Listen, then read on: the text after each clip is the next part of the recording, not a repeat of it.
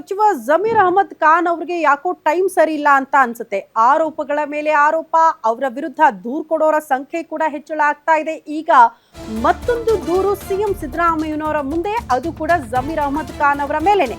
Audio ಬೆನ್ನಲ್ಲೇ Zameer Ahmed ಖಾನ್ಗೆ shock ಮೇಲೆ shock. Zameer ವಿರುದ್ಧ ಮತ್ತೊಂದು ಬ್ರಹ್ಮಾಂಡ ಭ್ರಷ್ಟಾಚಾರದ ಆರೋಪ ಕೇಳುವುದು ಸಿಗ್ತಾ ಇದೆ. ಜೆಡಿಎಸ್ ನಿಂದ ಜಮೀರ್ ವಿರುದ್ಧ ಸಿದ್ದರಾಮಯ್ಯನವರಿಗೆ ದೂರು ಕೊಡಲಾಗಿದೆ ಅನ್ನೋದರ ಡೀಟೇಲ್ಸ್ ಇದು.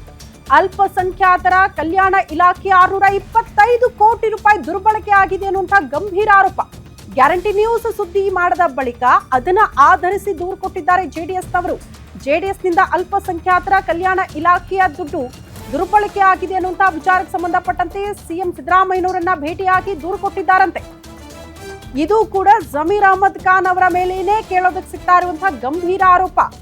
ಒಂದ್ ಕಡೆ ವಸತಿ ಯೋಜನೆಯ ಅಡಿಯಲ್ಲಿ ಫಲಾನುಭವಿಗಳಿಗೆ ಸಿಗಬೇಕಾದಂತಹ ಮನೆಗಳು ಕೂಡ ನಿಜವಾದ ಫಲಾನುಭವಿಗಳಿಗೆ ಸಿಗೋದಕ್ಕೆ ದುಡ್ಡು ಹಾಕಬೇಕು. ದುಡ್ಡು ಇಸ್ಕೊಂಡ್ರೆ ಮಾತ್ರ ಫಲಾನುಭವಿಗಳಿಗೆ ಮನೆ ಅನ್ನುವಂತ ಪರಿಸ್ಥಿತಿ.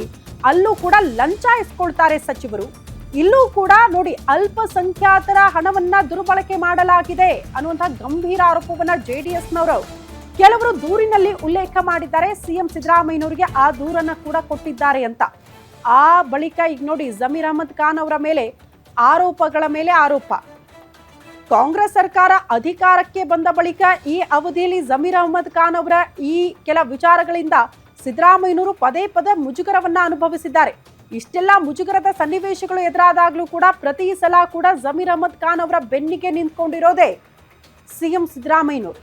ಬಟ್ ಈಗ ಭ್ರಷ್ಟಾಚಾರದ ಆರೋಪ, ಲಂಚದ ಆರೋಪ, ಇದನ್ನ ಹೇಗೆ ಸಮಜಾಯಿಷಿ ಕೊಡ್ತಾರೆ, ಹೇಗೆ ಮರೆಮಾಚೋದಕ್ಕೆ ಸಾಧ್ಯ?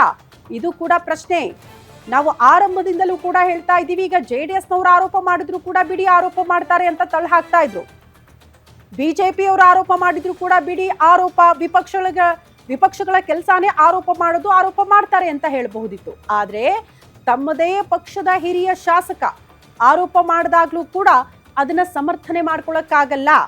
ಹಾಗಾಗಿ ಈ ಎಲ್ಲಾ ವಿಚಾರಗಳು ಬಹಿರಂಗ ಆಗ್ತಾ ಇದ್ದಂತೆ ನೋಡಿ, ಸಿಕ್ಕಿದ್ದೇ ಚಾನ್ಸ್ ಅಂತ ಅವ್ರ ಮೇಲೆ ಏನೇನೆಲ್ಲ ಆರೋಪಗಳಿತ್ತಲ್ಲ, ಎಲ್ಲೆಲ್ಲೆಲ್ಲ ಭ್ರಷ್ಟಾಚಾರಗಳಾಗಿತ್ತಲ್ಲ, ಈಗೊಂದು ಅವಕಾಶ, ಇದ್ರ ಬಗ್ಗೆ ಕೂಡ ತನಿಖೆ ಆಗ್ಲಿ ಬಿಡಿ, ಈಗಲೇ ದೂರು ಕೊಟ್ಬಿಡೋಣ ಅಂತ ಜೆಡಿಎಸ್ನವರು ಕೂಡ ಬಂದಿದ್ದಾರೆ. ಅಲ್ಪಸಂಖ್ಯಾತರ ಹಣ ದುರ್ಬಳಕೆ ಆಗಿದೆ ಅನ್ನುವಂತಹ ವಿಚಾರಕ್ಕೆ ಸಂಬಂಧಪಟ್ಟಂತೆ ಒಂದಲ್ಲ ಎರಡಲ್ಲ ಬರೋಬ್ಬರಿ 625 ಕೋಟಿ ರೂಪಾಯಿ ದುರ್ಬಳಕೆ ಆಗಿದೆ ಅನ್ನುವಂತಹ ಗಂಭೀರ ಆರೋಪವನ್ನ ಮಾಡ್ತಿದ್ದಾರೆ. ಆರೋಪಕ್ಕೆ ಸಂಬಂಧಪಟ್ಟಂತೆ ಆಲ್ರೆಡಿ ಸಿಎಂ ಸಿದ್ದರಾಮಯ್ಯನವರಿಗೆ ದೂರು ಕೂಡ ಕೊಡಲಾಗಿದೆ ಅನ್ನೋದ್ರ ಡೀಟೇಲ್ಸ್ ಸದ್ಯ ಸಿಗ್ತಾ ಇದೆ. ಅಲ್ಲಿಗೆ ಸಚಿವರ ತಲೆದಂಡ ಆಗುತ್ತಾ ಸಾಲು ಸಾಲು ಭ್ರಷ್ಟಾಚಾರದ ಆರೋಪಕ್ಕೆ ಸಂಬಂಧಪಟ್ಟಂತೆ ಅನ್ನೋದು ಸದ್ಯ ಇರುವಂತಹ ಕುತೂಹಲ. ಅಥವಾ ಇನ್ನೊಂದು ಆಪ್ಷನ್ ಇರುತ್ತೆ, ಬಿಡಿ ತನಿಖೆ ಆಗ್ಲಿ, ಭ್ರಷ್ಟಾಚಾರ ಆಗಿದ್ರೆ ಅದ್ರ ಬಗ್ಗೆ ಸೂಕ್ತ ರೀತಿಯಲ್ಲಿ ತನಿಖೆ ಆದ ಬಳಿಕವೇ ನಾವು ಕ್ರಮ ಕೈಗೊಳ್ತೀವಿ ಅಂತ ಕೂಡ ಹೇಳಬಹುದು. ಯಾರು ತನಿಖೆ ಮಾಡ್ತಾರೆ? ಒನ್ಸ್ ಅಗೇನ್ ರಾಜ್ಯ ಸರ್ಕಾರದ ಅಡಿಯಲ್ಲಿ ಬರುವಂತಹ ತನಿಖಾ ಸಂಸ್ಥೆಗಳಿಗೆ ಜವಾಬ್ದಾರಿ ಕೊಡ್ತಾರೆ. ತನಿಖೆಯ ಹೊಣೆಯನ್ನ ಹೊರಿಸಲಾಗುತ್ತೆ. ಅವ್ರು ಏನ್ ಮಾಡ್ತಾರೆ ತನಿಖಾ ಸಂಸ್ಥೆಗಳು? ಸಿಎಂ ಅಥವಾ ಸರ್ಕಾರ ಹೇಳ್ದಂಗೆ ತನಿಖೆ ಆಗಬೇಕಲ್ಲ.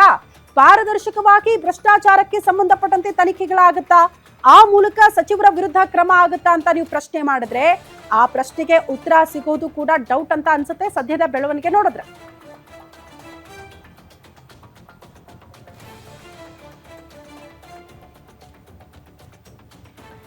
ಈ ಬಗ್ಗೆ ಮತ್ತಷ್ಟು ಡೀಟೇಲ್ಸ್ ಅನ್ನ ಕೊಡ್ತಾ ಹೋಗ್ತಾರೆ ನಮ್ಮ ಪ್ರತಿನಿಧಿ ದುರ್ಗೇಶ್. ನೇರ ಸಂಪರ್ಕದಲ್ಲಿ ಜಾಯಿನ್ ಆಗ್ತಿದ್ದಾರೆ ನ್ಯೂಸ್ ರೂಮ್ ಇಂದ. ದುರ್ಗೇಶ್, ಕಾಂಗ್ರೆಸ್ ಅಧಿಕಾರಕ್ಕೆ ಬಂದಾಗಿನಿಂದ ಈ ಅವಧಿಯಲ್ಲಿ ಸಿದ್ದರಾಮಯ್ಯನವರಿಗೆ ಪದೇ ಪದೇ ಸರ್ಕಾರಕ್ಕೆ ಪದೇ ಪದೇ ಮುಜುಗರ ಆಗಿರೋದು ಜಮೀರ್ ಅಹಮದ್ ಖಾನ್ ಅವರಿಂದಲೇ. ಕಾರಣ ಅವರು ಕೊಡ್ತಾ ಇದ್ದಂತ ಎಡವಟ್ಟು ಹೇಳಿಕೆಗಳಿಂದ ಪಕ್ಷಕ್ಕೆ ದೊಡ್ಡ ಮಟ್ಟದ ಡ್ಯಾಮೇಜ್ ಆಗ್ತಾ ಇತ್ತು. ಬಟ್ ಈಗ ಅವರ ಇಲಾಖೆಯಲ್ಲಿ ಬ್ರಹ್ಮಾಂಡ ಭ್ರಷ್ಟಾಚಾರ ತುಂಬಿ ತುಳುಕ್ತಾ ಇದೆ ಅಂತ ಅವರದೇ ಪಕ್ಷದ ನಾಯಕರು ಆರೋಪ ಮಾಡ್ತಿದ್ದಾರೆ. ಇದೇ ವಿಚಾರಕ್ಕೆ ಸಂಬಂಧಪಟ್ಟಂತೆ ಮತ್ತೊಂದು ಕಡೆ ಜೆಡಿಎಸ್ ನಿಂದಲೂ ಕೂಡ ದೂರು. ಇದನ್ನ ಯಾವ ರೀತಿ ಸಿಎಂ ಸಿದ್ದರಾಮಯ್ಯನವರು ಬ್ಯಾಲೆನ್ಸ್ ಮಾಡ್ತಾರೆ ಅಂತ, ತಮ್ಮ ಆಪ್ತನನ್ನ ಹಿಂಗೆ ಕಾಪಾಡಿಕೊಳ್ತಾರೆ ಈ ಭ್ರಷ್ಟಾಚಾರದ ಆರೋಪದಿಂದ ಅಂತ? ಖಂಡಿತ ಶ್ರುತಿ, ಜಮೀರ್ ಅಹಮದ್ ಅವರಿಗೆ ಶಾಕ್ ಮೇಲೆ ಶಾಕ್ ಎದುರಾಗ್ತಿರುವಂಥದ್ದು. ವಸತಿ ಇಲಾಖೆಯಲ್ಲಿ ನಡೆದಿರುವಂತಹ ಭ್ರಷ್ಟಾಚಾರದ ಬಗ್ಗೆ ಹಿರಿಯ ಶಾಸಕ BR ಪಾಟೀಲ್ ಅವರೇ ಒಂದು ಆಡಿಯೋ ವೈರಲ್ ಆಗ್ತಾ ಇದೆ. ಇದರ ನಡುವೆ ಇದೀಗ JDSನಿಂದ ಸಿಎಂ ಸಿದ್ದರಾಮಯ್ಯ ಅವರಿಗೆ ದೂರು ದಾಖಲಾಗಿದೆ. ಈ ಒಂದು ದೂರಿನಲ್ಲಿರುವಂಥ ಅಂಶಗಳನ್ನು ನೋಡೋದಾದರೆ 625 ಕೋಟಿ ಅವ್ಯವಹಾರ ಆಗಿದೆ. ಗುತ್ತಿಗೆದಾರರ ಜೊತೆಗೆ ಒಂದು ಸೇರಿಕೊಂಡು ಅವ್ಯವಹಾರವನ್ನು ಅಧಿಕಾರಿಗಳು ನಡೆಸಿದ್ದಾರೆ ಅನ್ನುವಂಥ ಆರೋಪವನ್ನು JDS ನಾಯಕರು ಮಾಡಿದ್ದಾರೆ. ಅದರ ಜೊತೆಗೆ ಗ್ಯಾರಂಟಿ ನ್ಯೂಸ್ ಈ ಬಗ್ಗೆ ಈ ಹಿಂದೆ ಸುದ್ದಿಯನ್ನು ಬಿತ್ತರಿಸಿತ್ತು. ಅದರಲ್ಲೂ ಕೂಡ ಆರ್ಥಿಕ ಇಲಾಖೆಯ ಅನುಮತಿ ಇಲ್ಲದೆ ಮತ್ತು CM ಅವರ ಅನುಮತಿ ಇಲ್ಲದೆ 625 ಕೋಟಿ ರೂಪಾಯಿಯನ್ನು ಗುತ್ತಿಗೆದಾರರ ಜೊತೆ ಸೇರಿ ಅಧಿಕಾರಿಗಳು ಬಿಡುಗಡೆ ಮಾಡಿಕೊಂಡಿದ್ದಾರೆ ಅನ್ನುವಂಥ ಆರೋಪ ಕೇಳಿಬಂದಿತ್ತು. ಈ ಬಗ್ಗೆ ಕೇಂದ್ರ ಬೃಹತ್ ಉಕ್ಕು ಸಚಿವಾಲಯದ ಕಾರ್ಯದರ್ಶಿಗಳು ಕೂಡ ಆರ್ಥಿಕ ಇಲಾಖೆಗೆ ಪತ್ರವನ್ನು ಬರೆದಿದ್ದರು. ಈ ಎಲ್ಲ ಅಂಶಗಳನ್ನ ಇಟ್ಕೊಂಡು ನಾವು ಸುದ್ದಿಯನ್ನು ಬಿತ್ತರಿಸಿದ್ವಿ. ಆದರೆ ಇದೀಗ ಯಾವಾಗ ಆಡಿಯೋ ವೈರಲ್ ಆಗ್ತಾ ಇದೆ, ಯಾವುದು ವಸತಿ ಇಲಾಖೆ ಆಡಿಯೋ ವೈರಲ್ ಆಗ್ತಿರುವ ಬೆನ್ನಲ್ಲೇ CM ಸಿದ್ದರಾಮಯ್ಯ ಅವರಿಗೆ JDS ದೂರನ್ನು ನೀಡಿರುವಂಥದ್ದು. ಈ ಹಿನ್ನೆಲೆಯಲ್ಲಿ JDSನ ದೂರನ್ನು ಆಧರಿಸಿ CM ಸಿದ್ದರಾಮಯ್ಯ ಯಾವ ಕ್ರಮವನ್ನು ಕೈಗೊಳ್ಳುತ್ತಾರೆ, ಅಧಿಕಾರಿಗಳನ್ನು ಈ ಒಂದು ಪ್ರಕರಣದಲ್ಲಿ ಬಲಿ ಹಾಕ್ತಾರೆ, ಅದ್ರ ಜೊತೆಗೆ ಜಮೀರ್ ಅವರ ಮೇಲೆ ಯಾವ ರೀತಿಯ ಕ್ರಮಗಳನ್ನು ಕೈಗೊಳ್ತಾರೆ ಅನ್ನೋದು ಕೂಡ ಬಹಳಷ್ಟು ಚರ್ಚೆ ಆಗ್ತಿರುವಂಥದ್ದು. CM ಸಿದ್ದರಾಮಯ್ಯ ಅವರಿಗೆ ಈಗಾಗಲೇ ಹೈಕಮಾಂಡ್ ನಾಯಕರು ವಸತಿ ಇಲಾಖೆಗೆ ಸಂಬಂಧಪಟ್ಟಂತೆ ವರದಿಯನ್ನು ಕೇಳಿದ್ದಾರೆ. ಅದರ ಜೊತೆಗೆ ಇದು ಕೂಡ ಬ್ರಹ್ಮಾಂಡ ಭ್ರಷ್ಟಾಚಾರ ಆಗಿರುವಂಥದ್ದು. 1000 ಕೋಟಿ ವಿಶೇಷವಾದ ಅನುದಾನವನ್ನು ಅಲ್ಪಸಂಖ್ಯಾತರ ಇಲಾಖೆಗೆ ನೀಡಲಾಗಿದೆ. ಆದರೂ ಕೂಡ 625 ಕೋಟಿ CM ಅವರ ಅನುಮತಿ ಇಲ್ಲದೆ ಅಧಿಕಾರಿಗಳು ಯಾವ ರೀತಿ ಬಳಸಿಕೊಂಡರು ಅನ್ನೋದು ಕೂಡ ಇಲ್ಲಿ ಪ್ರಶ್ನೆ ಆಗ್ತಿರುವಂಥದ್ದು. ಈ ನಿಟ್ಟಿನಲ್ಲಿ ಸಾಕಷ್ಟು ಅಧಿಕಾರಿಗಳು ಯಾವ ರೀತಿ ನಿರ್ಲಕ್ಷ್ಯ ವಹಿಸಿದ್ದಾರೆ, ಯಾವ ರೀತಿ ಭ್ರಷ್ಟಾಚಾರ ಮಾಡಿದ್ದಾರೆ, ಇದರ ಬಗ್ಗೆ ಕೂಡ ಒಂದು ತನಿಖೆ ಆಗಬೇಕು ಅನ್ನುವಂಥ ಒತ್ತಾಯವನ್ನು ಈಗ JDS ಮಾಡಿರುವಂಥದ್ದು. ಈ ಒಂದು ಪ್ರಕರಣವನ್ನು CM ಸಿದ್ದರಾಮಯ್ಯ ಯಾವ ರೀತಿ ತೆಗೆದುಕೊಂಡು ಹೋಗ್ತಾರೆ ಅನ್ನೋದನ್ನು ನಾವು ಕಾದು ನೋಡಬೇಕಾಗತ್ತೆ. ಶ್ರುತಿ. ಓಕೆ ದುರ್ಗೇಶ್, ಧನ್ಯವಾದಗಳು ತಮ್ಮೆಲ್ಲ ಮಾಹಿತಿಗೆ. ಇನ್ನು JDS ಸಂಘಟನೆಯ ಕಾರ್ಯದರ್ಶಿ ಆದಂತಹ ತಿಪ್ಪಣ್ಣ ಅವರು ದೂರವಾಣಿ ಸಂಪರ್ಕದಲ್ಲಿದ್ದಾರೆ. ಸರ್ ನಮಸ್ತೆ. ನಮಸ್ತೆ ಮೇಡಮ್. ನಮಸ್ತೆ. ಅಲ್ಪಸಂಖ್ಯಾತರ ಹಣ ದುರ್ಬಳಕೆ ಆಗಿದೆ ಅನ್ನುವಂಥ ಆರೋಪ, ಅದಕ್ಕೆ ಸಂಬಂಧಪಟ್ಟಂತೆ ದೂರು ಕೊಟ್ಟಿದ್ದೀರಿ. ಎಕ್ಸಾಕ್ಟ್ಲಿ ಏನ್ ಸರ್ ಇದು ಆರೋಪ? ದೂರಿನಲ್ಲಿ ಏನು ಅಂಶ ಉಲ್ಲೇಖ ಆಗಿದೆ? ಉಲ್ಲೇಖ ಮೇಡಮ್, ಇದು ದೂರಿನಲ್ಲಿ ಯಾವುದೇ ಒಂದು ಸರ್ಕಾರದ ಅನುಮತಿ ಇರಲದೇ ಹಣ 625 ಕೋಟಿಗೆ ದುರುಪಯೋಗ ಆಗಿದೆ. ಈಗ ದುರುಪಯೋಗ ಟಿವಿನ ನ್ಯೂಸ್ ಆದ ನಂತರ ಇದು ದುರುಪಯೋಗ ಆಗಿದೆ ಮೇಡಮ್. ಬಂದ ನಂತರ ನಮ್ಮ ಗಮನಕ್ಕೆ ಬಂದ ದೂರು ಕೊಟ್ಟಿವಿ ಮೇಡಮ್. ಎಷ್ಟು ಕೋಟಿ ಸರ್? 625 ಕೋಟಿ ಮೇಡಮ್. ಓಕೆ. ಆದ ನಂತರ ಬೆಳಕಿಗೆ ಬಂತು ಸರ್ ಈ ರೀತಿ 625 ಕೋಟಿ ಹಣ ದುರ್ಬಳಕೆ ಮಾಡ್ಕೊಂಡಿದ್ದಾರೆ. ಮೋಸ್ಟ್ಲಿ ಸಚಿವರ ಅನುಮತಿ ಇದೆ ಅಂತ ಆರೋಪನಾ? ಸಚಿವರ ಅನುಮತಿ ಇಲ್ಲದೆ ಈ ರೀತಿ ದುರ್ಬಳಕೆ ಆಗೋದಕ್ಕೆ ಸಾಧ್ಯನಾ? ಅಧಿಕಾರಿಗಳ ಮಟ್ಟದಲ್ಲಂತೂ ಆಗಲ್ಲ. ಕೋಟಿ ಕೋಟಿ ಹಣ ಇದು ಮೇಡಮ್, ಇದು ಕಾಣದ ಕೈಗಳು ಕೆಲಸ ಮಾಡ್ತಾ ಇದ್ವು ಮೇಡಮ್. ಹಂಗಾಗಿ ಸರ್ಕಾರಕ್ಕೆ ಯಾವುದೇ ಗಮನಕ್ಕೆ ಇದ್ರೂ ಕೂಡ ಈಗ ಸರ್ಕಾರ ಅನುಮತಿ ತಗೊಳ್ಳು ಈ ಅಧಿಕಾರಿಗಳು ಮತ್ತು ಶಿಫಾರಸು ಕಳ್ಸಕತ್ತಾರ. ಹಂಗಾಗಿ ಇದನ್ನ ಸರ್ಕಾರಕ್ಕೆ ಯಾವುದೇ ಅನುಮೋದನೆ ಕೊಡಬೇಡ್ರಿ. ಯಾರು ಇವತ್ತ ಅನುಮೋದನೆ ತಪ್ಪು ಕೆಲಸ ಮಾಡಿ ಅವ್ರದ್ದು ಕ್ರಮ ತಗೋರಿ ಅಂತೇಳಿ ನಾವು CMಗೆ ಮನವಿ ಕೊಟ್ಟಿವಿ ಮೇಡಮ್. ಮತ್ತು ಸೆಕ್ರೆಟರಿ ಕಾರ್ಯದರ್ಶಿ ಕೊಟ್ಟಿವಿ ಮೇಡಮ್ ಲೆಟ್ರು ಮೊನ್ನೆದು. ಆಮೇಲೆ ರಾಜ್ಯಪಾಲರು ಕೊಡ್ತೀವಿ ಮೇಡಮ್ ಇನ್ನೂ 1-2 ದಿನದೊಳಗೆ. ಮತ್ತು ಆಮೇಲೆ ಲೋಕಾಯುಕ್ತರು ದೂರ ಕೊಡ್ತೀವಿ ಮೇಡಮ್.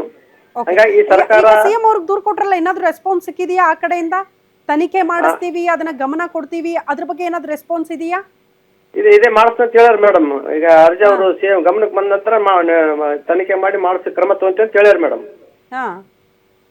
ಬಟ್ ಹೆಂಗೆ ಸರ್ ತನಿಖೆ ಮೇಲೆ ನಂಬಿಕೆನಾ? ಈಗ ಒಂದ್ ಸೆಕೆಂಡ್ ತನಿಖೆ ಆಗುತ್ತೆ ಅಂದ್ರೂ ಕೂಡ ನಾನು ಆಗ್ಲೇ ಹೇಳ್ತಾ ಇದ್ದೆ, ರಾಜ್ಯ ಸರ್ಕಾರದ ಅಧೀನದಲ್ಲಿ ಬರುವಂತಹ ತನಿಖಾ ಸಂಸ್ಥೆಗಳಿಗೆ ಜವಾಬ್ದಾರಿ ಕೊಡ್ತಾರೆ, ಪಾರದರ್ಶಕವಾಗಿ ತನಿಖೆ ಆಗತ್ತೆ. ಈ ರೀತಿ ದುರ್ಬಳಕೆ ಆಗಿದೆ ಹಣ, ಅದಕ್ಕೆ ನ್ಯಾಯ ಸಿಗುತ್ತೆ ಅನ್ನುವಂತ ನಂಬಿಕೆ ಇದೆಯಾ ತಮಗೆ? ಇದೆ ಮೇಡಮ್. ಇರ್ಲಿಕ್ಕೆ ಮುಂದಿನ ಒಂದು ಪ್ರಶ್ನೆ ರಾಜ್ಯಪಾಲರಿಗೆ ಒಂದು ದೂರು ಕೊಡ್ತೀವಿ ಮೇಡಮ್. ಈ ಸರ್ಕಾರಕ್ಕೆ ಒಂದು ಜವಾಬ್ದಾರಿ ಕೊಡಲಿಲ್ಲಪ್ಪ ಅಂದ್ರೆ ಮುಂದಿನ ಒಂದು ಕಾನೂನು ಹೋರಾಟಕ್ಕೆ ಒಂದು ನಾವು ಸಿದ್ಧರಾಗಿರ್ತೀವಿ madam. Okay okay okay, thank you. Guarantee news ಜೊತೆ ಮಾತನಾಡಿದಕ್ಕಾಗಿ ಸರ್. ಇದು JDS ನವರಿಂದ ದೂರಿನಲ್ಲಿ ಉಲ್ಲೇಖ ಆಗಿರುವಂತಹ ಅಂಶ ಅಂದ್ರೆ ಯಾವುದೇ ಸರ್ಕಾರದ ಅನುಮತಿ ಇಲ್ಲದೆ ಈ ರೀತಿ ಹಣವನ್ನ ದುರ್ಬಳಕೆ ಮಾಡಿಕೊಳ್ಳಲಾಗಿದೆ. ಈಗ CM ಅವ್ರಿಗೆ ದೂರು ಕೊಟ್ಟಿದ್ದೀವಿ,